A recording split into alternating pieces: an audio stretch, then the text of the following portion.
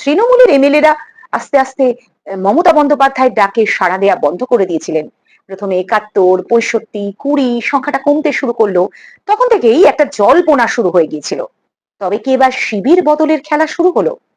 আর তারপরই ঋতব্রত বন্দ্যোপাধ্যায় দল ভাঙিয়ে হঠাৎ ভালো তৃণমূল বনে গেল এবং সেই ছাতার তলায় আরো ৬০ জন বিধায়ক নাম লিখিয়ে ফেললেন। তখনই আস্তে আস্তে যেন পর্দা সরতে শুরু করলো, আর এনারাই প্রধান বিরোধীর তকমাও পেয়ে গেলেন।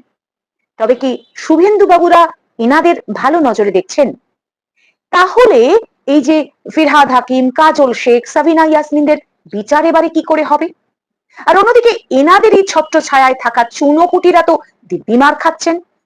তৃণমূলের কাউন্সিলররা, ব্লক সভাপতি, পঞ্চায়েত প্রধান, তাদের উপর তো দিব্যি জনরোষ পড়ছে, গিয়ে দিন বৃষ্টি হচ্ছে এবং সেই সব মিডিয়ায় আমরা দেখতে পাচ্ছি। আর এই আড়ালে শিবির বদলে রাঘব বোয়ালেরা দিব্যি পার পেয়ে যাচ্ছেন।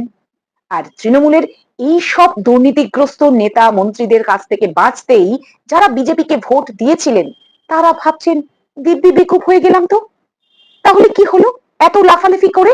শ্রমিক বাবু যে বলেছিলেন কোন তৃণমূলকে বিজেপিতে ঢোকানো হবে না, শ্রমিক বাবু ভালো তৃণমূল খারাপ তৃণমূলের প্রসঙ্গ টানলেন। সুরেন্দ্র বাবু হালকাভাবে ইয়েস বস বলে তাদের পাশে নিয়ে নিলেন। আর মার খাওয়া বিজেপি সমর্থকদের হাতে পড়ে রইল শুধুই ঝুনঝুনি। আসলে শুভেন্দু বাবু তো এক্স তৃণমূল কিনা, তাই নিজের পুরনো সতীর্থদের এত সহজে কি তিনি ছাড়তে পারেন, ভুলতে পারেন? চলে গেলেন চায়ের আড্ডায়।